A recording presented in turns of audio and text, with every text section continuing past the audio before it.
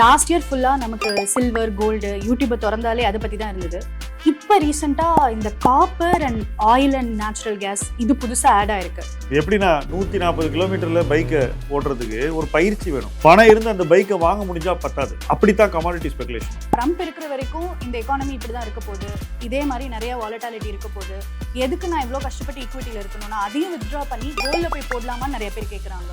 அதிக ரிஸ்க் எடுக்க கூடாது. 10 to 12% ஏர்ன் பண்ண தான் அவங்க முயற்சி பண்ணணும். 10 to 12% ஏர்ன் பண்ண முயற்சி பண்ணி அந்த பணத்தை கிராஜுவலாக டிப்ளாய் பண்ணி அதிக ரிஸ்க் எடுக்காமல் ஒரு நல்ல அசட் அலோகேஷனோட ஒழுங்காக பண்ணாங்கன்னாக்கா எனக்கு தெரிஞ்ச வரைக்கும் அது 10 to 12 போய் முடியாது. மேபி 14, 15 வரைக்கும் கூட போகும். பிறந்த உடனே சேவ் பண்ண ஆரம்பித்தாலே என்னை பொறுத்த வரைக்கும் அந்த சைல்டினுடைய தேவைகளை ஒரு பேரண்டால் பார்த்துக்க முடியும். ஆனால் இன்றைக்கி 99% பேரண்ட்ஸ் வந்து இதை பண்ணுறதே இல்லை.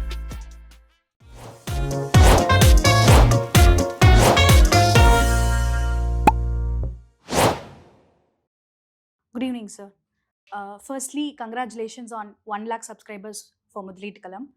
Now into the show. So, first, last year fulla நமக்கு சில்வர் கோல்டு யூடியூபை திறந்தாலே அதை பற்றி தான் இருந்தது. இப்போ ரீசெண்டாக இந்த copper and oil and natural gas இது புதுசாக ஆட் ஆயிருக்கு. ஸோ இப்போது யூடியூப்பில் ரெக்கமெண்டேஷனில் ஆட்டோமேட்டிக்காக இதில் இன்வெஸ்ட் பண்ணுங்கள், இதோட ஃபியூச்சர்ஸ்லையோ இல்லை இதோட ஸ்டாக்ஸ்லையோ நீங்கள் இடிஎஃப்ஸ்லையோ இன்வெஸ்ட் பண்ணுங்கன்னு சொல்கிறாங்க. ஸோ இந்த copper and oil and natural gas மாதிரி உள்ள மெட்டல்ஸில் இன்வெஸ்ட் பண்ணுறதுக்கு உங்களோட வியூ என்ன சார்? ஃபர்ஸ்ட்லி ஆக்சுவலாக இந்த ரேலியில்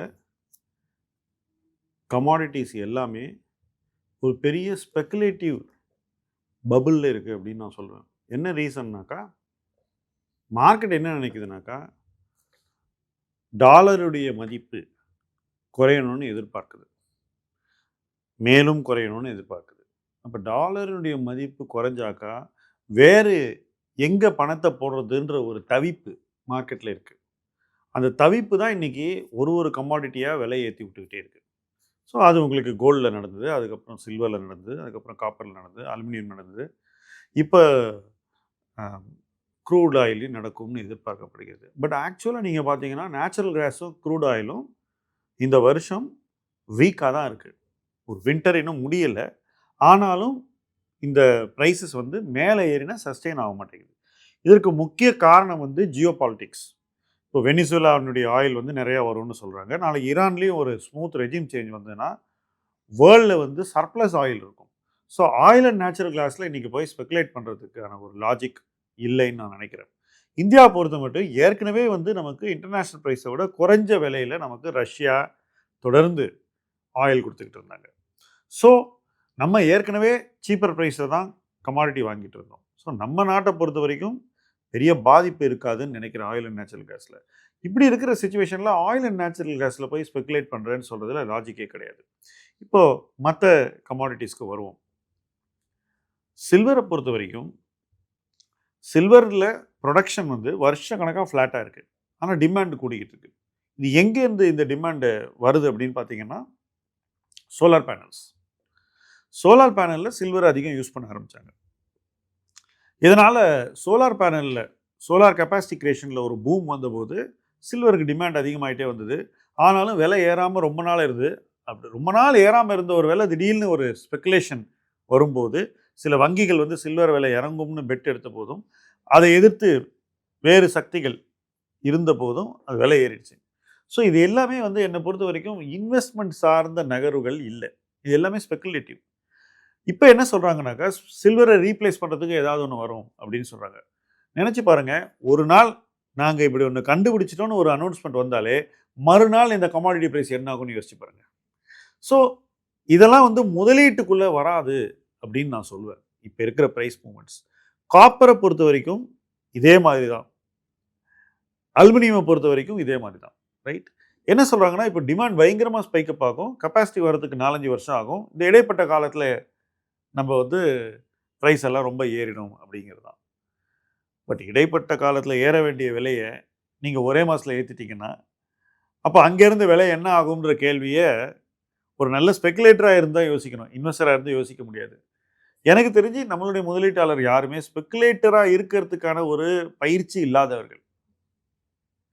எப்படின்னா 140 கிலோமீட்டரில் பைக்கை ஓட்டுறதுக்கு ஒரு பயிற்சி வேணும். பணம் இருந்து அந்த பைக்கை வாங்க முடிஞ்சால் பத்தாது. அப்படித்தான் கமாடிட்டி ஸ்பெகுலேஷனும்.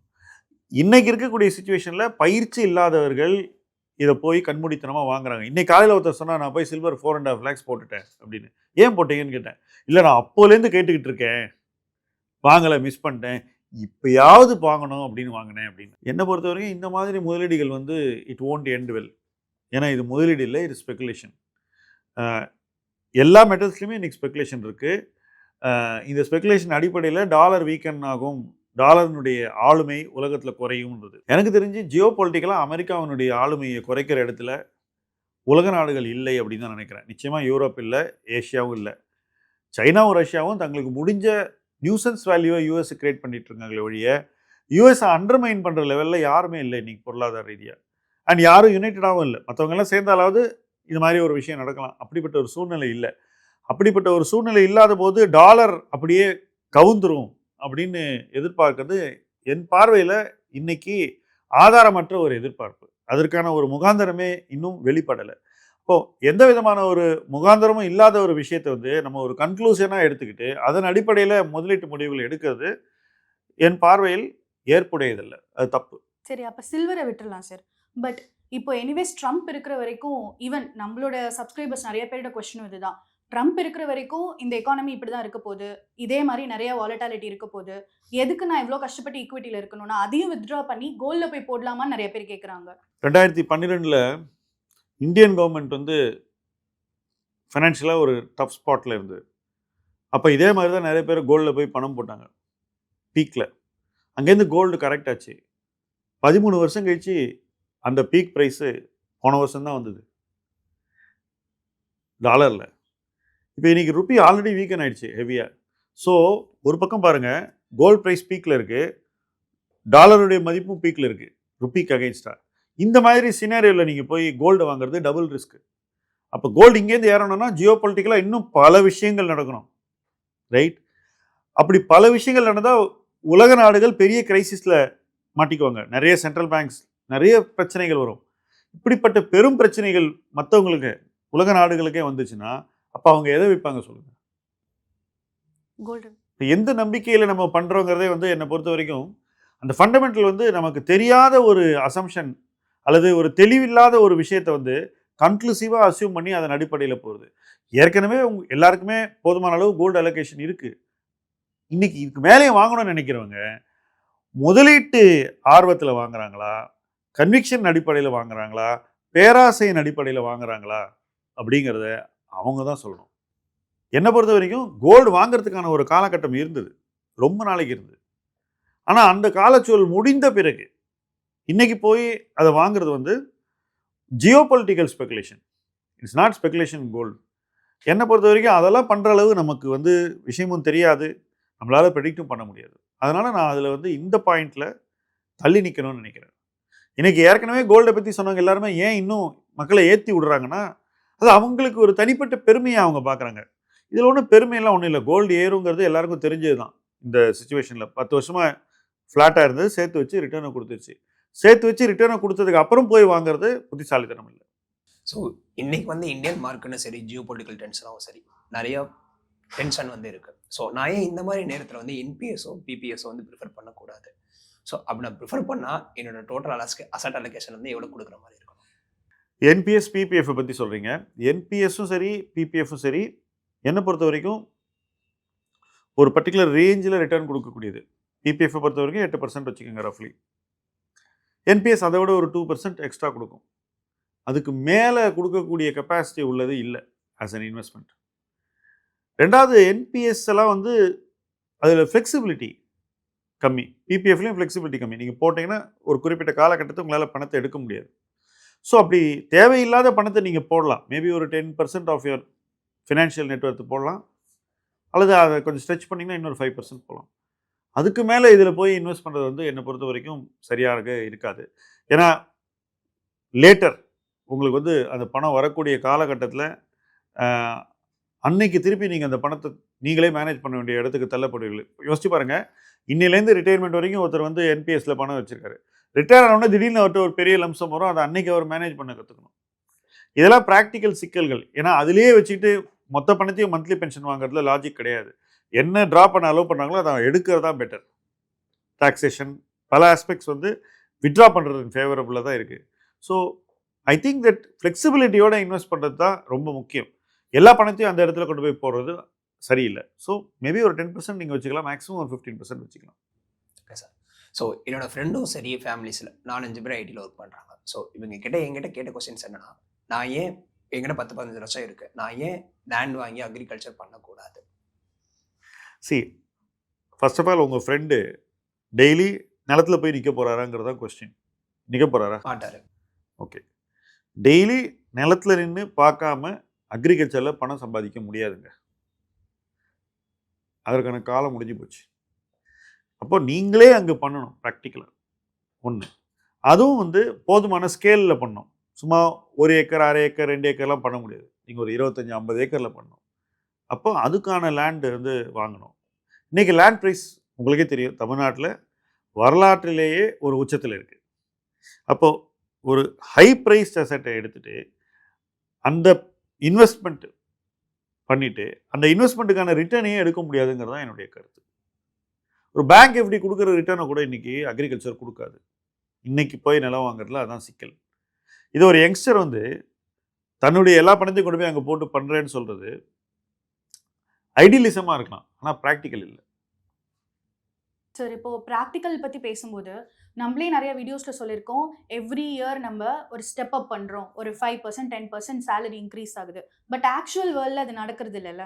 ஏன்னா நம்மளோட கமெண்ட்ஸ்லேயே நிறைய பேர் சொல்கிற விஷயம் என்னென்னா, எவ்ரி இயர் என்னோட சேலரி இன்க்ரீஸ் ஆகுறது இல்லை அந்த அளவுக்கு, பட் நான் ஏன் சேவிங்ஸ் அண்ட் இன்வெஸ்ட்மெண்ட் மட்டும் இன்க்ரீஸ் பண்ணணுங்கிற மாதிரி இருக்குது அப்படிங்கிறது ஒரு கொஸ்டினாக இருக்குது. எவ்ரி இயர் ஒருத்தருக்கு சேலரி இன்க்ரீஸே ஆகலை, ஃப்ளாட்டாக இருக்குன்னா அது அவங்களுக்கு டெஃபினட்டாக ஒரு கவலையை கொடுக்கணும். It has to increase. Sir but don't you think இப்போது ஈவன் நமக்கு சேலரி இன்க்ரீஸ் ஆகுதுன்னே வச்சுக்கலாம், அதுக்கு தகுந்த மாதிரி இன்ஃப்ளேஷன் இன்க்ரீஸ் ஆகுது, அதுக்கு தகுந்த மாதிரி நம்மளோட ரெஸ்பான்சிபிலிட்டிஸும் மேபி டிபெண்டன்ட் பேரண்ட்ஸ் இருப்பாங்க, புதுசாக கல்யாணம் ஆகியிருக்கும், குழந்தைங்க வராங்க. ஸோ அந்த மாதிரி டைமில் நமக்கு அந்த எக்ஸ்பென்சஸ்க்கு நிறைய போயிடும்ல. அப்போ எப்படி அவங்க நிறைய சேவ் பண்ண முடியும்? ஆக்சுவலாக இந்த மாதிரி விஷயங்களுக்கு எப்போ நீங்கள் சேவ் பண்ணுறீங்கன்றது தான், அல்லது எப்போ நீங்கள் பணத்தை திரட்டுறீங்கன்றது தான் கேள்வி. இப்போது நீங்கள் வேலை செய்ய ஆரம்பித்த நாள்லேயே உங்களுக்கு தெரியும் உங்கள் பேரண்ட்ஸுக்கு ஏஜ் ஆகும், அவங்கள நீங்கள் பார்த்துக்கணுன்னு. பேரண்ட்ஸ் ஏஜ் ஆன அப்புறம் தான் அவங்களை எப்படி பார்த்துக்கணும்னு நீங்கள் யோசிப்பீங்களாங்கிறது தான் இங்கே கேள்வி. நீங்கள் வந்து ஒர்க் பண்ண ஆரம்பித்த நாள்லேயே தெரியும் உங்களுக்கு மேரேஜ் ஆகும், உங்கள் ஃபேமிலி ஸ்டார்ட் பண்ணுவீங்க, இது எல்லாமே தெரியும், ரைட்? ஒருத்தர் வந்து மேரேஜுக்கு கூட எப்போ பணத்தை வந்து ரெடி பண்ணுறாருன்னு நீங்கள் பாருங்கள். ஓகே, சப்போஸ் அவங்க வேலை செஞ்ச முதல் நாள்லேருந்து கொஞ்சம் கொஞ்சமாக பணத்தை திரட்டினாக்கா அதுக்கு தனியாக பணம் சேர்ந்துடும், ரைட்? அதை வச்சுட்டு அவங்க அதை பண்ணலாம். அப்போ அவங்க ரெகுலர் சேவிங் ஹேபிட் வந்து பிரேக்கே ஆகாது. இப்போ நீங்கள் மந்த்லி ஒரு குறிப்பிட்ட தொகை ஏர்ன் பண்ணுறீங்க, ஒர்க் பண்ண ஆரம்பிங்க. இன்றைக்கி ஒரு பர்சன் வந்து ஒரு 30,000 பர் மந்த் ஸ்டார்டிங் ஏர்ன் பண்ணான்னு வச்சுப்போம், ஒரு நல்ல ஜாபில் இருக்கிறவர். இந்த 30,000 டெஃபினட்டாக ஒரு 10,000 சேவ் பண்ண முடியும் என்னை பொறுத்த வரைக்கும், ரைட்? இந்த 10,000 அவர் வந்து ஒரு தொகையை மேரேஜுக்கான ஒரு இன்வெஸ்ட்மெண்ட்டாக வச்சுக்கணும், இன்னொரு தொகையை வந்து அவருடைய ரிட்டையர்மெண்ட் கார்பஸ்க்கோ வெல்த் கிரியேஷனுக்கோ வச்சுக்கணும். வேறு ஏதாவது தேவைகள் இருந்தால் அதுக்கு தனியாக ப்ரொவைட் பண்ணிக்கணும். பேரண்ட்ஸுக்கும் வேணால் ஒரு சின்ன தொகையை ஒதுக்கிக்கலாம். கிட்டத்தட்ட ஒரு 4,000 வந்து ரெண்டாக பிரித்து 2,000 ஃபார் மேரேஜ் அண்ட் 2,000 ஃபார் பேரண்ட்ஸ்னு போட்டு 6,000 வந்து வெல்த் கார்பஸ் பில் பண்ண விட்டுறாரு, ரிட்டையர்மெண்ட் அண்ட் வெல்த். இப்போ இந்த 2,000 வருஷம் 24,000 ரூபாய் சேர்ந்துக்கிட்டே இருக்கும் ரெண்டுத்துக்குமே. ஒரு 10 இயர்ஸ் ஆகுதுன்னு வச்சுப்போம், அதுக்குள்ளே அவருக்கு he will think of getting married, right? அவர் ஈஸியாக ஒரு 5 lakhs சேர்த்துருப்பார், ரைட்? பட் இந்த பீரியடில் அவருடைய இன்கமும் கூடியிருக்கும், 30,000 இருக்க போதில்லை. அப்போ கூட கூட அந்த ஒரு கோலுக்கு அவர் பணத்தை கூட்டிக்கிட்டே போகணும். இதுதான் நான் சொல்ல வரேன். அப்போது அந்த மேரேஜ் டைமில் அவருக்கு போதுமான பணம் அவர் கையில் கிடச்சிரும், மேபி 15-20 lakhs கிடச்சிரும்.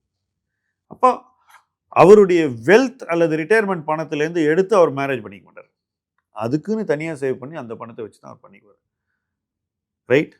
இப்போ மேரேஜ் முடிஞ்சதுக்கப்புறம் ஒரு 2-3 இயர்ஸ் கழிச்சு அவருக்கு அதர் ரெஸ்பான்சிபிலிட்டிஸ் வந்துங்க, அதுக்கு ஸ்டெப்அப் பண்ணி அதுக்கான ஒரு சேவிங்ஸ். ஒரு சைல்டு வந்து பிறந்த உடனே சேவ் பண்ண ஆரம்பித்தாலே என்னை பொறுத்த வரைக்கும் அந்த சைல்டினுடைய தேவைகளை ஒரு பேரண்ட்டால் பார்த்துக்க முடியும். ஆனால் இன்றைக்கி 99% பேரண்ட்ஸ் வந்து இதை பண்ணுறதே இல்லை. சைல்டு பிறந்தா அது ஸ்கூலுக்கு போகும் தெரியும்ல, அது எப்படி ஸ்கூலுக்கு போக ஆரம்பிக்கிற அந்த வருஷத்தில் நீங்கள் போய் பணம் எங்கேருந்து திரட்டுறதுன்னு தேடுறீங்க. அப்போ அந்த இடத்துல பர்சனல் ஃபைனான்ஸ் பிளானிங்கே இல்லை, ஒரு ஆர்கனைசேஷனில் ஸ்ட்ரக்சர் இல்லை. ஓகே, எல்லாமே அந்தந்த நேரத்துக்கு யோசித்து பண்ணுறது. அப்போ அதுக்கு ஒரு ஹெவி விலை இருக்கும். அந்த மாதிரி ஒரு ஹெவி விலை இருக்கும்போது ஒருத்தர்னால வந்து ஸ்டெப் அப்லாம் பண்ண முடியாது. அந்த சைக்கலாஜிக்கல் ஃபீலிங்கே இருக்காது, தைரியமே இருக்காது பண்ணுறதுக்கு. இதுதான் இன்னைக்கு வெளிப்படுது. பெட்டர் பிளானிங் உள்ளவங்க காம்பவுண்டிங் மூலமாக தன்னுடைய தேவைகளை டெஃபினட்டாக நிறைவேற்றிக்க முடியும். திடீர்னு என்னோட பேரண்ட்ஸுக்கு நான் இப்போ பணம் அனுப்பணும், அதை நான் இன்றைய சம்பளத்துலேருந்து அனுப்புறது பெட்டரா, அல்லது நான் ஏற்கனவே காம்பவுண்ட் பண்ணி வச்சுருக்கேன் அதுலேருந்து போகட்டும்னு சொல்கிறது பெட்டரா? ரைட்.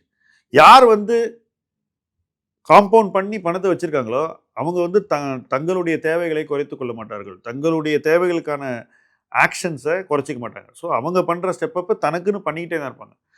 வெளியில் இருக்கும் ஒரு காரணத்தை அவங்க லைஃபுக்குள்ளே கொண்டு வர மாட்டாங்க. எக்ஸ்டர்னல் ரீசன்ஸ்னால அவங்களுடைய சேவிங் அவங்க வந்து இன்டரப்ட் பண்ண மாட்டாங்க, வளர்த்துக்கிட்டே போவாங்க. பண்ண முடியணும். அண்ட் சேலரி வளரணும்னா it's a warning bell. That means நீங்கள் உங்களை ஸ்கில் பண்ணிக்கணும், வேறு வாய்ப்புகள் தேடணும், உங்களை வளர்த்துக்கணும். பேசிக்காக you cannot be at the same salary. சில இண்டஸ்ட்ரீஸில் கடந்த ஓரிரு ஆண்டுகளாக இந்த சூழ்நிலை இருக்குது. அது காரணம் அந்த இண்டஸ்ட்ரியில் இருக்க பல பேருடைய ஸ்கில்லிங் சேலரியை உயர்த்தக்கூடிய ஒரு இடத்தில் இல்லை, அல்லது ஏற்கனவே அவங்களுக்கு அதிக சேலரி கொடுத்துட்ருப்பாங்க, இப்போ அதிகரிக்கலை. அப்போ அவங்க லைஃப் ஸ்டைலை குறைச்சிட்டு சேவ் பண்ணணும், வேறு வழி இல்லை. சார் லைஃப் ஸ்டைல்னால அதில் ஒரு ஃபாலோ அப் கொஷின் இருக்குது. இப்போது சில பேருக்கு சேலரி இன்க்ரீஸ் ஆகல அப்படின்றது ஒரு ப்ராப்ளமாக இருக்குது. ஃபார் எக்ஸாம்பிள் இப்போது லைஃப் ஸ்டைல் சேஞ்சஸ் இருக்கலாம், இல்லை ஹெல்த் கண்டிஷன்ஸில் சில சேஞ்சஸ் இருக்கலாம். ஸோ அப்படி இருக்கும்போது ஒருத்தங்க ஒரு கன்சிடரபிள் அமௌண்ட் சேவ் பண்ணியிருக்காங்க அப்படின்னா அவங்களுக்கு ஒரு செட்பேக் வரும்போது அவங்க ஃபினான்ஷியல் ஜேர்னியில் எது காம்ப்ரமைஸே பண்ணக்கூடாது சார்? என்ன மாதிரி setback? Health issues sir. Health இஷ்யூஸாக இருக்கலாம், இல்லை ஃபர்ஸ்ட் ஆஃப் ஆல் அந்த செட்பேக்கை ஃபேஸ் பண்ணுறதுக்கு ஹெல்த் இன்சூரன்ஸ் கரெக்டாக இருக்கணும். ஹெல்த் இன்சூரன்ஸ் பாலிசி எடுக்கும்போது பொய் சொல்லி எடுக்கக்கூடாது. ஒருத்தர் ஸ்மோக்கர்னா அல்லது ட்ரிங்க் பண்ணுவார் அல்லது ஏதாவது ஒரு கண்டிஷன் இருந்தால் அது எல்லாத்தையும் டிஸ்க்ளோஸ் பண்ணணும். ரைட். இதெல்லாம் பண்ணி போதுமான அளவு இன்சூரன்ஸ் வச்சுக்கணும். இதெல்லாம் வச்சுக்கிட்டு இருந்தால் அந்த செட்பேக் வரும்போது ஃபர்ஸ்ட் ஆஃப் ஆல் அவங்களுடைய சேமிப்புலேருந்து அவங்க பே பண்ண வேண்டியதில்லை. பொய்யெல்லாம் சொல்லியிருந்தால் கிளைமை ரிஜெக்ட் பண்ணுவாங்க. அப்போ உங்கள் பணம் தான் நீங்கள் செலவு பண்ண வேண்டி வரும். ஸோ ட்ரூத்ஃபுல்லாக இருக்கணும், டிரான்ஸ்பரண்ட்டாக இருக்கணும். உங்கள் தேவைக்கு ஏற்ப நீங்கள் இன்சூரன்ஸ் பண்ணியிருக்கணும். அதை பண்ணியிருந்தால் அந்த செட்பேக் வந்து உங்களுக்கு ஃபைனான்ஷியல் செட்பேக்காக இருக்காது, ஹெல்த்தோடு போயிடும். ஹெல்த்தை மறுபடியும் நீங்கள் ரிகவர் பண்ணிடுவீங்க, ஃபைனான்ஷியலாக உங்களுக்கு பாதிப்பு வராது. இதை நீங்கள் டெஃபினட்டாக என்ஷூர் பண்ணணும். இதை பண்ணாலே உங்களுக்கு சைக்கலாஜிக்கலாக வந்து நமக்கு உடம்பு தான் மோசமாச்சு, அதனால் நம்ம வந்து அதை ரிகவர் பண்ணிக்கலாம், will do something, I'm not financially badly ஆஃப்ன்ற ஒரு கான்ஃபிடென்ஸ் இருக்கும். இது டெஃபினட்டாக ஒவ்வொருத்தருக்கும் நடக்கணும். சார் இப்போ அப்படி பார்க்கும்போது ஒரு பர்சனுக்கு வந்து இப்போ 2 பர்சனாலிட்டி எடுத்துப்போம். 2 பேருமே ஒரே இன்கம் லெவலில் தான் இருக்காங்க. அண்ட் யூசுவலாகவே நம்ம இன்னொருத்தவங்க நம்மளோட சேம் ப்ரொஃபைல் இருக்க இன்னொருத்தவங்களோட நம்ம கம்பேர் பண்ணிக்கிறது உண்டு. அப்போது நான் வந்து ப்ராப்பராக இன்சூரன்ஸ் போட்டிருக்கேன், பட் என்னால் அதுக்கு ப்ரீமியம் இப்போ யூசுவலாகவே டேர்ம் அண்ட் ஹெல்த் இன்சூரன்ஸில் ப்ரீமியம் கொஞ்சம் ஜாஸ்தியாக இருக்குது because of health conditions and recent health இஷ்யூஸ்னால. அப்போது எனக்கு அங்கே ப்ரீமியம் ஜாஸ்தி நான் கட்டும்போது மந்த்லி என்னோட சேவிங்ஸ் ஆட்டோமேட்டிக்காக டுவர்ட்ஸ் இன்வெஸ்ட்மெண்ட் கம்மியாயிடுது. வேறஸ் த அதர் பர்சன் நான் அது வரும்போது பார்த்துக்கிறேன், இப்போ எனக்கு இன்வெஸ்ட்மெண்ட்டில் நான் இன்வெஸ்ட் பாருங்கள், நான் காம்பவுண்டிங் பண்ணியிருக்கேன்னு சொல்லி இந்த பக்கம் நிற்கும்போது நான் என்ன அவங்களோட கம்பேர் பண்ணும்போது நான் கீழே இருக்க மாதிரி தானே எனக்கு ஃபீல் ஆகும். உதாரணத்துக்கு ஒரு ஃபேமிலி மெம்பருக்கு கேன்சர் வருது. அது எவ்வளோ நாளைக்கு ட்ரீட்மெண்ட்னு உங்களால் ப்ரெடிக்ட் பண்ண முடியாது. அந்த ட்ரீட்மெண்ட் எவ்வளோ செலவாகுன்னு உங்களால் ப்ரெடிக்ட் பண்ண முடியாது. போதுமான அளவு இன்சூரன்ஸ் இருந்துச்சுனாக்கா அப்போ அந்த சுச்சுவேஷனில் அட்லீஸ்ட் டு சம் எக்ஸ்டென்ட், அதுவும் கிரிட்டிக்கல் இல்னஸ்க்கெல்லாம் நீங்கள் ரைடர்லாம் வச்சுருந்தீங்கன்னா டெஃபினட்டாக அது வந்து ஒரு பெரிய ரிலீஃபாக இருக்கும். ரைட். இப்போ எத்தனையோ பேர் நான் பார்த்துருக்கேன், இந்த மாதிரி ஒரு சுச்சுவேஷனில் செலவு பண்ணி அந்த பர்சனுக்கு ட்ரீட்மெண்ட்டுக்கு பணம் செலவு பண்ணி அவங்களுடைய ஃபைனான்ஷியல் சுச்சுவேஷனை வீக்கெண்ட் பண்ணியிருக்காங்க. இது நடக்கக்கூடாதுல்ல. இது நடக்காமல் இருக்கணும்னா அந்த பர்சன் என்ன பண்ண சொல்லுங்கள், நீங்கள் சொல்லுங்கள் என்ன பண்ணணும்? ப்ராப்பர் இன்சூரன்ஸ் தான் இருக்கணும். இதெல்லாம் இருந்தால் தான் நீங்கள் சேஃபாக இருக்க முடியும். இப்போ ஒருத்தர் வந்து எனக்கு ஒன்றும் வராது, நான் இதெல்லாம் பண்ண போகிறதில்லன்னு சொல்கிறவங்க அது வந்தாக்கா என்ன ஆவாங்கன்னு யோசிக்கணும். இவங்களுக்கு வர வேண்டாம், அவங்களுடைய சோஷியல் சர்க்கிள், க்ளோஸ் சர்க்கிளில் வந்தாலே ப்ராப்ளம். அண்ட் வந்துகிட்டே இருக்குது. இன்றைக்கி வந்து இன்சிடென்ட்ஸ் ஆஃப் கிரிட்டிக்கல் இல்னஸ் ரொம்ப ஜாஸ்தி இருக்குது. உங்களுக்கே தெரியும் எவ்வளோ பேருக்கு வருது கேன்சர் இல்லையா? அப்போது நான் இதை பண்ணவே மாட்டேன்னு சொல்கிறவங்க டெஃபினட்டாக நாளைக்கு தங்களுடைய சேவிங்ஸ்குள்ளே டிபெண்ட் பண்ண வேண்டிய ஒரு தேவை வரும். அதனால் இன்சூரன்ஸுங்கிறது நாளைக்கு நம்ம செலவு பண்ணாமல் இருக்கிறதுக்கான ஒரு தற்கால செலவு. இன்றைக்கி செலவு பண்ணுறது நாளைக்கு அது பெருசாக வரக்கூடாதுங்கிறதுக்கு அதை நீங்கள் பண்ணி தான் ஆகணும், வழி இல்லை. அது பண்ணாதவங்க they are taking bigger risk.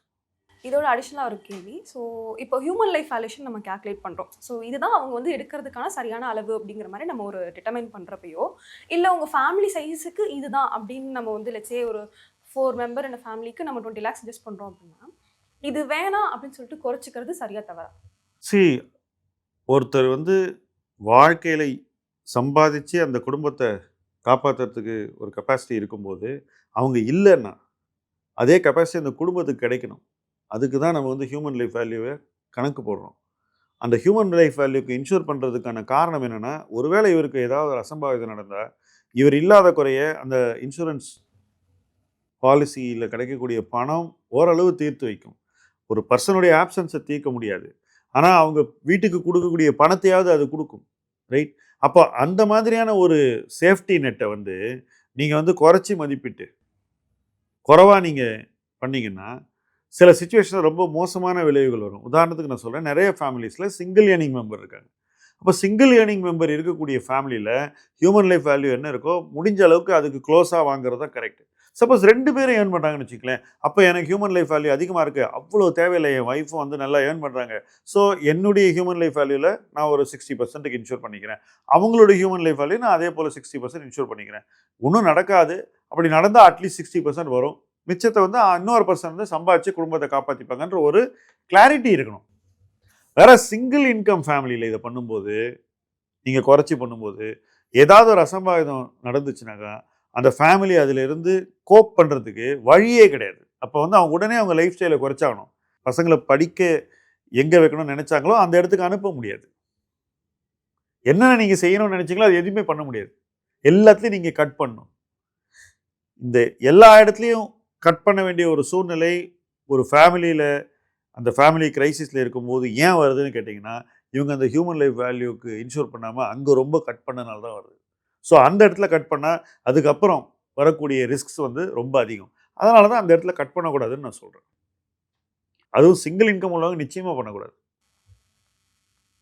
Sir, இப்போது சின்ஸ் இப்போ லைஃப் இன்சூரன்ஸ் பற்றி பேசினதுனால நம்மளோட கிளைண்ட்ஸ்லேயே வந்து பார்த்தீங்கன்னா, எஸ்பெஷலி நம்ம கோடீஸ்வரியில் எடுக்கிற விமன் கிளைண்ட். ஸோ இதில் ஒன் ஆஃப் த கிளைண்ட் வந்து அவங்களோட ஹஸ்பண்ட் வந்து தவறினதுக்கு அப்புறமா ஒரு பெரிய அமௌண்ட் ஆஃப் கார்பஸ் ஒரு 1.5 கோடி கிட்ட அவங்க கிட்ட போச்சு. அது எப்படி ஹேண்டில் பண்ணணும்னு அவங்களுக்கு அந்த ஆங்ஸைட்டியே ரொம்ப ஜாஸ்தி ஆயிடுச்சு. இப்போ ஒரு பொறுப்பும் ஜாஸ்தி ஆயிடுச்சு அவங்களுக்கு. ஸோ விமன் எடுக்கும்போது அவங்க மென்னை விட பர்சனல் ஃபினான்ஸை எப்படி டிஃப்ரெண்ட்டாக பார்க்கணும்? Basically women are very good at managing resources. ஏன்னா வீட்டில் இருக்கக்கூடிய ரிசோர்ஸஸ் விமன் தான் மேனேஜ் பண்ணுறாங்க. அதே பிரின்சிபல்ஸை அவங்க வந்து மணி மேனேஜ்மெண்ட்டுக்கு யூஸ் பண்ணணும், தப்பில்லை. First they live well with in the means. Second, they don't take crazy risks. They have a capacity to save. So they are strong savers. And they don't spend where it is not necessary. இதெல்லாம் வந்து இந்தியாவில் இருக்கக்கூடிய விமனுக்கு இருக்கக்கூடிய general attributes. ஒருத்தர் அதை மீறி செலவு பண்ணுறாங்கன்னா அவங்களுக்கு நிதி ஆதாரம் இருக்கும். இருக்கிறவங்க தான் அந்த மாதிரி நிறைய செலவு பண்ணுவாங்க. This is the general stereotype. Maybe there will be exceptions. என்னை பொறுத்த வரைக்கும் திடீர்னு ஒரு சுச்சுவேஷனில் ஒரு லேடி வந்து ஒரு கிளைமை வந்து ரிசீவ் பண்ணாங்கன்னா என்னை பொறுத்த வரைக்கும் பொறுமையாக அந்த பணத்தை இன்வெஸ்ட் பண்ணணும். சரியான ஆலோசனையோடு அந்த பணத்தை இன்வெஸ்ட் பண்ணணும். அதிக ரிஸ்க் எடுக்கக்கூடாது. 10 to 12% ஏர்ன் பண்ண தான் அவங்க முயற்சி பண்ணணும். 10 to 12% ஏர்ன் பண்ண முயற்சி பண்ணி அந்த பணத்தை கிராஜுவலாக டிப்ளாய் பண்ணி அதிக ரிஸ்க் எடுக்காமல் ஒரு நல்ல அசட் அலோகேஷனோட ஒழுங்காக பண்ணாங்கனாக்கா எனக்கு தெரிஞ்ச வரைக்கும் அது 10 to 12 போய் முடியாது. மேபி 14, 15 வரைக்கும் கூட போகும். அப்போ அவங்களுக்கு போதுமான பணம் வாழ்வதற்கு கிடைச்சிரும். That is one point. அதுவே அவங்களுடைய ஸ்ட்ரெஸ்ஸை வந்து நிறையவே குறைச்சிரும். அண்ட் அதிக ரிஸ்க் எடுக்கலனாலே அவங்களுக்கு பீஸ் ஆஃப் மைண்ட் வந்துடும். As a conservative investor she will sleep well. So இதெல்லாம் இந்த சாய்ஸஸ்லாம் பண்ணணும். அதுபோல் அன்ஆர்கனைஸ்டான எந்த விஷயத்தையும் அந்த பணத்தை போடக்கூடாது. உதாரணத்துக்கு ஒரு உறவினருக்கு கடன் கொடுக்குறது அவர் பிஸ்னஸுக்கு, ரைட், அவர் அதிக வட்டி கொடுக்குறேன்னு சொன்னார் அப்படின்னு எந்த விதமான ஒரு டாக்குமெண்ட் இல்லாமல் இன்ஃபார்மலாக அந்த பணத்தை இன்னொருத்தருக்கு கொடுக்குறது வேறு எதுக்கு. பிஸ்னஸில் போய் இன்வெஸ்ட் பண்ணுறது தெரியாத ஒரு இடத்துல இது மாதிரியான விஷயங்கள் எதுவுமே பண்ணக்கூடாது. ஃபார்மல் ஃபைனான்ஷியல் சிஸ்டம்குள்ளேயே பணத்தை வச்சுக்கிட்டு எப்படி அதை வந்து க்ரோ பண்ண வைக்கணும்னு யோசிக்கணும். சப்போஸ் ஒருத்தர் வந்து ஒரு 14-15% ஏர்ன் பண்ணாக்கா தாராளமாக 5 to 4.5 இயர்ஸில் அது பணம் டபுள் ஆகிடும். சரி, இங்கே இன்னொரு பிரச்சனை வருது இல்லை, நீங்கள் ஃபார்மலாக இன்வெஸ்ட் பண்ணணும்னு சொல்கிற பாயிண்ட் ஓகே தான். ஆனால் இப்போ பணம் வந்து அக்கௌண்ட்டுக்கு வருதுன்னு தெரிஞ்சோனே பேங்க்லேருந்து ஒரு 30 கால் வருது, இந்த யூலிப்பில் போடுங்க, அந்த ஃபண்டில் பண்ணுங்கன்னு சொல்லிட்டு. ஸோ இப்படி ஒரு சிஸ்டம் இருக்கிறப்போ எஸ்பெஷலி விமனுக்கு வந்து அவங்களுக்கு இதை பற்றின ஒரு புரிதல் முன்னவே இல்லாததுனால அவங்க தப்பான டெசிஷன்ஸ் எடுக்கிறதுக்கான வாய்ப்பு ஜாஸ்தியாக இருக்குல்ல. என் பார்வையில் பேங்கர்ஸ் கிட்ட நம்ம வந்து வெறும் சர்வீசஸ் தான் வாங்கணும், அட்வைஸ் வாங்கக்கூடாது. தெளிவாக சொல்கிறேன். They are good to give you service.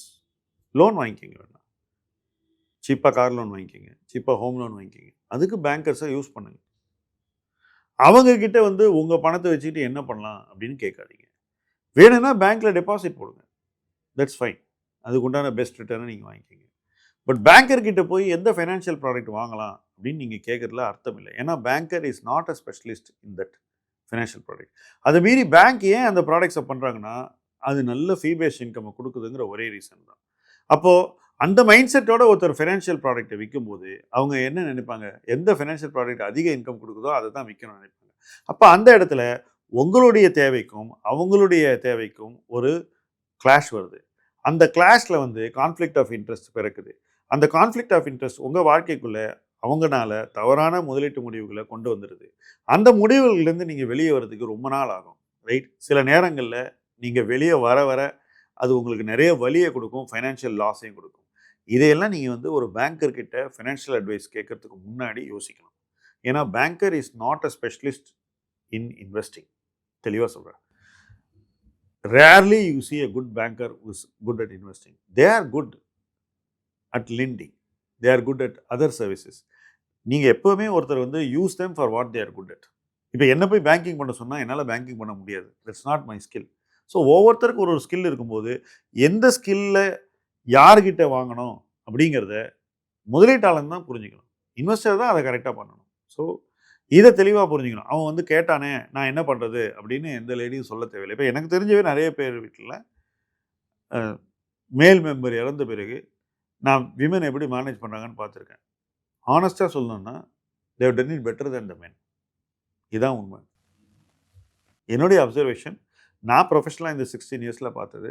After the passing of the male member actually the women has done better. Sir, silver பற்றி ஒரு பாயிண்ட் சொன்னீங்க, இந்த டைமில் நிறைய பேர் வாங்கலாமா அப்படின்னு கேட்குறாங்க அப்படின்னு. எனக்கு ஒரு சிமிலர் கொஷின் இருக்குது. கோல்டு என்னைக்காஇருந்தாலும் க்ரோ ஆகக்கூடிய ஒரு அசெட் தான் இல்லையா? ஸோ யார் சொன்னது? இல்லை சார், அப்படி ஒரு பேச்சு இருக்குது, அந்த பெர்ஸ்பெக்டிவ் நான் வரேன். ஸோ நல்லா புரிஞ்சுக்கங்க.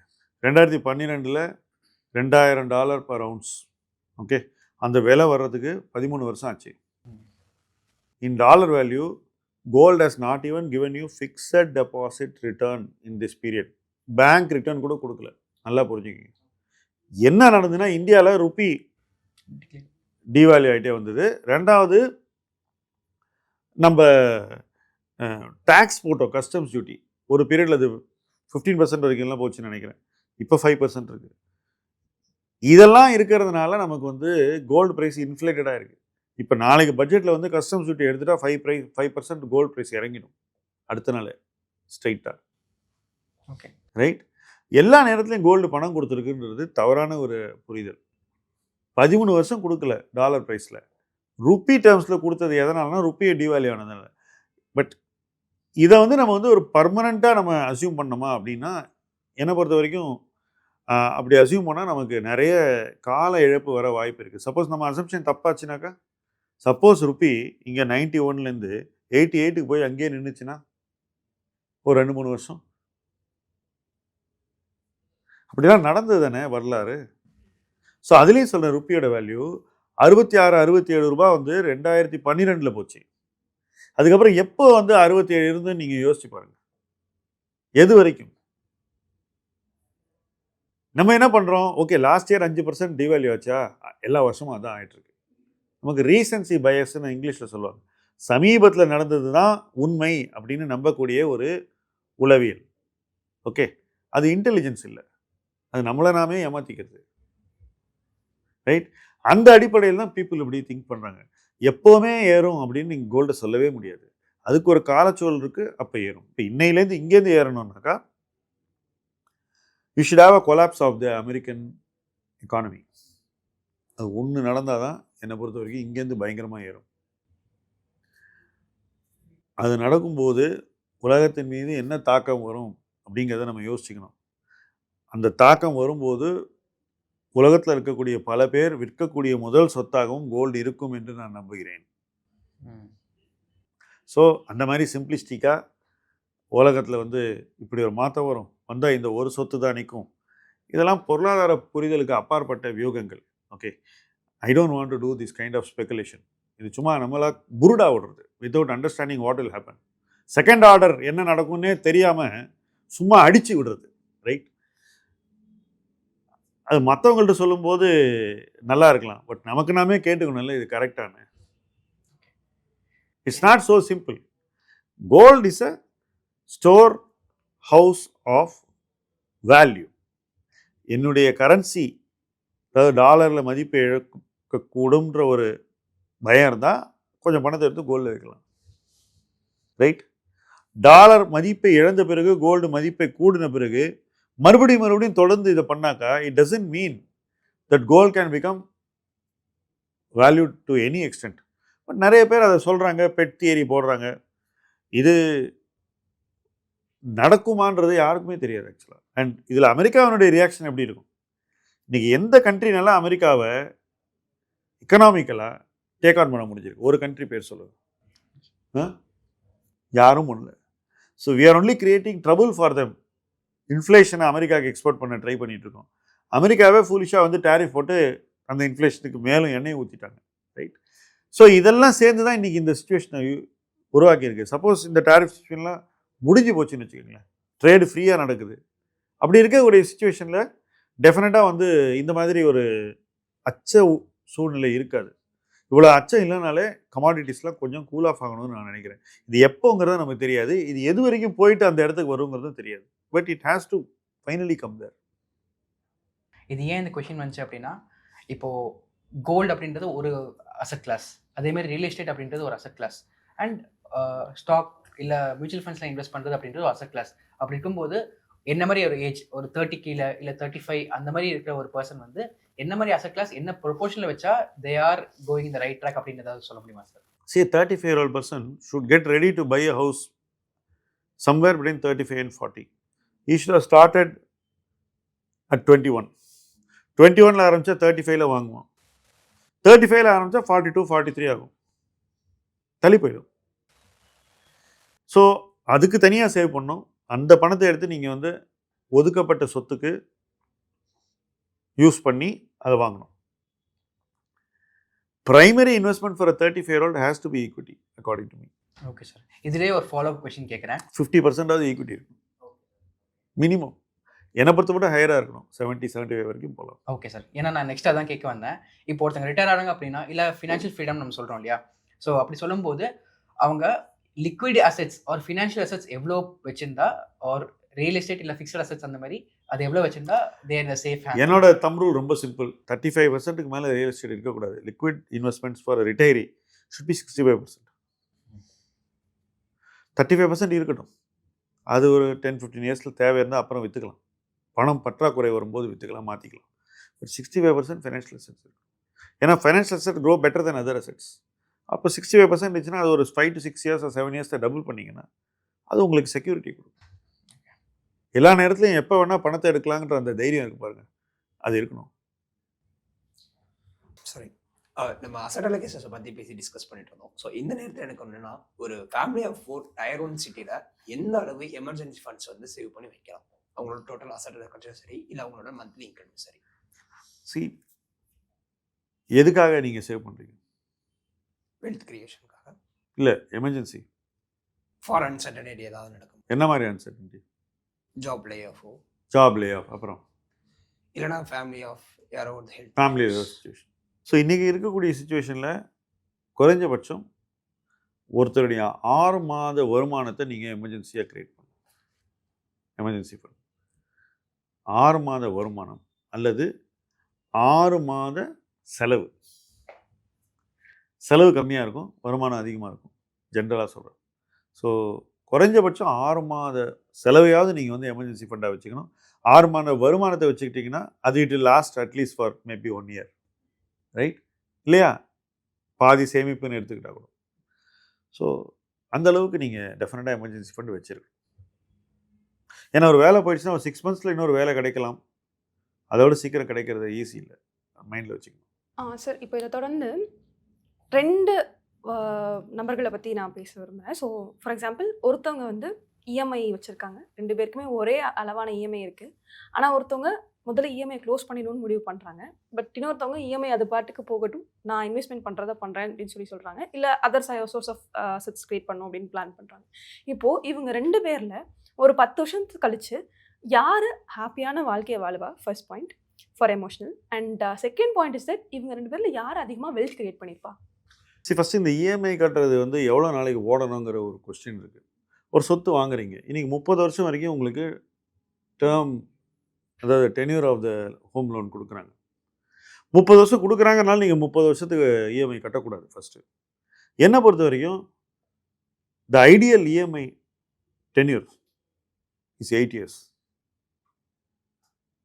என்ன 8 மனுஷன் வாழ பிரிச்சுக்க மாதிரி இந்த கடனுக்கு இஎம்ஐ கட்டுறது 8 இயர்ஸ் இருக்கணும் வீட்டுக்கு, அதுக்கு மேலே இருக்கக்கூடாதுன்றது என்னுடைய வியூ. மேபி அதை கொஞ்சம் நீங்கள் ஸ்ட்ரெச் பண்ணிக்கலாம். இந்த கடனாளியாக வீட்டுக்காக இருக்கிற கால அவகாசம் 8 இயர்ஸில் பண்ணிங்கன்னா நல்லது. பட் சில பேருக்கு அது 10, 12 போகலாம், ஆனால் அதுக்கு மேலே போகக்கூடாது. ரைட்? அப்போது இந்த லோனை ரீபே பண்ணுறது உங்களுடைய டியூரேஷனை அந்த 8க்குள்ளே அடக்கிறதுக்கான ஒரு முயற்சியாக இருக்கணும். முடியலன்னா அட்லீஸ்ட் ஒரு 10, 12க்குள்ளே அடக்கிறதுக்கான ஒரு முயற்சியாக இருக்கணும். அது கணக்கு பார்த்து பண்ணணும். சிலவன் என்ன பண்ணுவான், எல்லா பணத்தையும் கொண்டு போய் இஎம்ஐ அடைக்கிறதுலையே, லோன் அடைக்கிறதுலையே யூஸ் பண்ணிடுவான். இதை பண்ணும்போது ஸ்டாக் மார்க்கெட் பாட்டமில் இருக்கும். நீங்கள் கோவிட் வந்தப்போ பாருங்கள், நிறைய பேர் என்ன பண்ணாங்க, முதல்ல போய் ஹோம் லோனு தான் அடித்தாங்க. கோவிட் இருந்த 1 வருஷத்துக்கு, அந்த 1 வருஷம் பீரியடில் இருந்த அளவு சீப்பாக ஸ்டாக் மார்க்கெட் இல்லவே இல்லை. அந்த லோனை ரீபே பண்ணுறதுக்கு போட்ட பணத்தை அவங்க இன்வெஸ்ட் பண்ணியிருந்தாங்கன்னா அது நேரடியாக 3 மடங்கு ஆகிருக்கும். 3 வருஷத்தில் 3 மடங்கு ஆகக்கூடிய பணத்தை எடுத்து 1 மடங்கை வந்து அவங்க கடனை அடைச்சிக்கலாம். 2 வருஷம் கழிச்சு 2 மடங்கு மிஞ்சி இருக்கும். இப்போ யார் ஹாப்பியாக இருப்போம் சொல்லுங்கள் நீங்களே?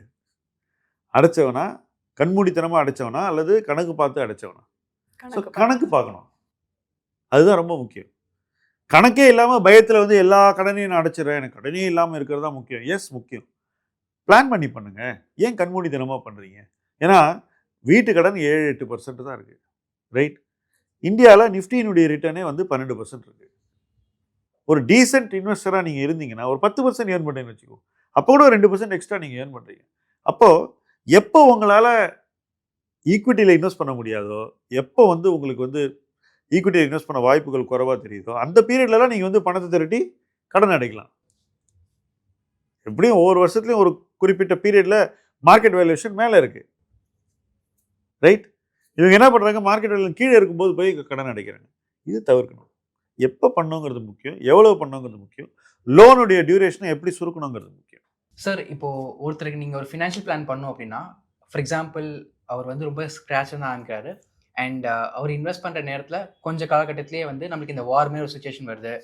லைக் குளோபலி சில அன்யூஷுவல் இது வருது, சுச்சுவேஷன்ஸ் வருது. அண்ட் அவங்க லைஃப்லேயே வந்து சில ஃபினான்ஷியல் செட்பேக்ஸ் வருது. ரைட்? ஹெல்த்தாகவும் சில ப்ராப்ளம்ஸ் வரலாம். இப்படி இருக்கிறப்ப அந்த மாதிரி ஒரு பர்சனுக்கு நீங்கள் எந்த மாதிரி ஒரு ஃபினான்ஷியல் பிளான் செட் பண்ணுவீங்க சார்? அதில் ப்ரையாரிட்டிஸ் என்னென்ன இருக்கும் அண்ட் லீஸ்ட் ப்ரையாரிட்டியாக எதை வைக்கணும்னு சொல்வீங்க? ஒருத்தருக்கு வந்து செட்பேக் வருதுன்னு சொல்கிறீங்க. ஆமாம். பிளான் பண்ணும்போது அவர் நல்லா தானே இருக்காரு? ஆமாம் சார், பிளான் பண்ணும்போது நல்லா இருக்காரு சார். ஒரு 4-5 இயர்ஸ் கழிச்சு அவர் ஜேர்னி ஆரம்பிச்சாரு, இன்வெஸ்ட் பண்ணிட்டு இருக்காரு எல்லாம். ஸோ பிளான் பண்ணும்போதே ஃபஸ்ட்டே நம்ம வந்து தேவையான இன்சூரன்ஸ் எல்லாம் பண்ண வைப்போம். அதான் ஃபஸ்ட்டு ஸ்டெப்பு. பிளான் பண்ணும்போது தேவையான இன்சூரன்ஸை போதுமான அளவு பண்ண வைப்போம். ஸோ அப்படியே அவருக்கு கிரைசிஸ் வந்தாலும் ஃபைனான்ஷியலாக அவருக்கு டேமேஜ் இருக்கக்கூடாது. பாக்கி உள்ள பணத்தை தான் நம்ம வந்து ரிட்டையர்மெண்ட்டுக்கோ வெல்த் கார்பஸ்க்கோ பர்பஸ் பண்ண போகிறோம். அந்த பணம் எப்படி வளரணுங்கிறதுக்கு நம்ம ஒரு பாதையை காட்டிடுவோம். அப்போ அந்த பாதையில் அவங்க போகணும், அந்த பணத்தை வெளியே எடுக்கக்கூடாது. வேலையில் இருந்தாங்கன்னா தொடர்ந்து சம்பாதிக்கக்கூடிய பணத்தில் ஒரு பகுதியை அந்த பணத்தோடு சேர்க்கணும், அந்த பணத்தின் அளவை அதிகரிக்கணும். இதுதான் நம்ம வந்து ஃபினான்ஷியல் பிளான் மூலமாக பண்ணக்கூடிய விஷயங்கள். அதே போல் குழந்தையின் படிப்பு, குழந்தைகளுடைய திருமணம், பெற்றோருக்கான ஒரு உதவித்தொகை அனுப்புறது, அதாவது அவங்கள பார்த்துக்கிறதுக்கான ஒரு மெயின்டெனன்ஸ் அனுப்புறது, ட்ராவல் பண்ணுறது, வீடு வாங்குறது, பிஸ்னஸ் ஸ்டார்ட் பண்ணுறது, வேலையை வந்து விட்டுட்டு ஒருத்தர் வந்து குழந்தைங்களை பார்த்துக்கிறது, சபாட்டிக்கல் எடுத்து, இது எல்லாத்தையும் நீங்கள் ஃபினான்ஷியல் பிளான் உள்ள கொண்டு வரலாம். ரைட்? எல்லாத்தையும் பிளானுக்குள்ளே கொண்டு வரலாம். எந்த வருஷம் நீங்கள் வந்து எந்த கோலை மீட் பண்ண போகிறீங்கன்னு உங்களுக்கு தெரியும். குழந்தைகள் சம்மந்தப்பட்டதெல்லாம் தெரியும். ஃபைனைட் எந்த இயர் காலேஜ், எந்த இயர் மேரேஜ் ஓரளவுக்கு தெரியும். ஸோ அந்த பீரியடில் எவ்வளோ பணம் தேவைப்படும் இன்றைய மதிப்பில் அப்படின்னு நீங்கள் பார்க்குறீங்க. பார்த்துட்டு அதை அன்னைக்கு எவ்வளோ இருக்கணும்னு ப்ரொஜெக்ட் பண்ணுறீங்க. இன்வெஸ்ட்மெண்ட்லேருந்து பணம் வரணும்னா எவ்வளோ ஏர்ன் பண்ணணுங்கிறத ரியலிஸ்டிக்காக அசியூம் பண்ணணும். என்னை பொறுத்த பண்ணி 10-12% மேலே இக்விட்டிலேருந்து ஃபைனான்சியல் பிளானில் ரிட்டர்னை அசியூம் பண்ணக்கூடாது. நிறைய பேர் 18% கணக்கு போட்டு அந்த மாதிரி ஒரு பாதையில் போகிறாங்க. அப்படி போகும்போது என்ன ஆகுதுனாக்கா அவங்க ஆக்சுவலாக உருவாக்கின பணம் வந்து அவங்க தேவைக்கு குறைவாக இருக்குது. அப்போ அவங்களால அந்த கோலையே மீட் பண்ண முடியாமல் போயிடுது. ஸோ இது எல்லாம் நம்ம கரெக்டாக பண்ணாக்கா அந்த ஃபைனான்ஷியல் பிளான் நிச்சயமாக நிற்கும். எல்லா சூழ்நிலையும் சப்போர்ட் பண்ணும். அப்படிப்பட்ட ஒரு பிளானை தான் நான் பண்ணுவேன். இன்னைக்கு என்ன நடக்குது? ஃபைனான்ஷியல் பிளானிங்ன்றது ஒரு குறிப்பிட்ட அசட் கிளாஸில் ஒருத்தரை இன்வெஸ்ட் பண்ண வைக்கிறதுக்கான ஒரு கருவியாக பல பேர் பயன்படுத்துகிறாங்க. அதாவது நீ ஈக்விட்டிக்கு வா, நீ இங்கே தான் வந்தாகணும், ஏன்னா இங்கே தான் ஹை ரிட்டர்ன். இந்த 2-3 வரியை சொல்கிறதுக்கு ஃபினான்ஷியல் பிளானை யூஸ் பண்ணுறாங்க. அது தவறானது. எனக்கு அதில் உடன்பாடு இல்லை. நான் அப்படி பண்ண மாட்டேன். பேசலாம் பர்சனல் ஃபைனான்ஸில் இந்த 4 பேர் அபிராமி, ஸ்வாகத், அர்ச்சனா அண்ட் பிரியதர்ஷன் நிறைய கேள்விகளை கேட்டாங்க. அந்த கேள்விகள் அவங்களுடைய கேள்விகள் இல்லை, எல்லாமே உங்களுடைய கேள்விகள். இந்த கேள்விகளை கடந்து உங்களுக்கு நிறைய கேள்விகள் இருக்கும். அந்த கேள்விகளை எல்லாம் இந்த வீடியோவில் கமெண்ட் செக்ஷனில் நீங்கள் தாராளமாக போடலாம்.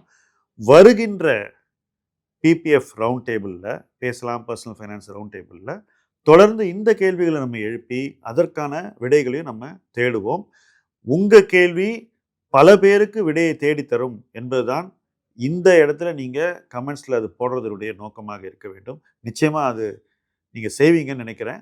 இது போன்ற விஷயங்களை நம்ம பொதுவெளியில் எல்லோருக்கும் சேர வேண்டிய ஒரு முறையில் சேர்க்க வேண்டிய ஒரு பொறுப்பு இருக்கிறது. அந்த பொறுப்பை தொடர்ந்து நிறைவேற்றுவோம். முதலீட்டு களம் உங்கள் களம். நன்றி.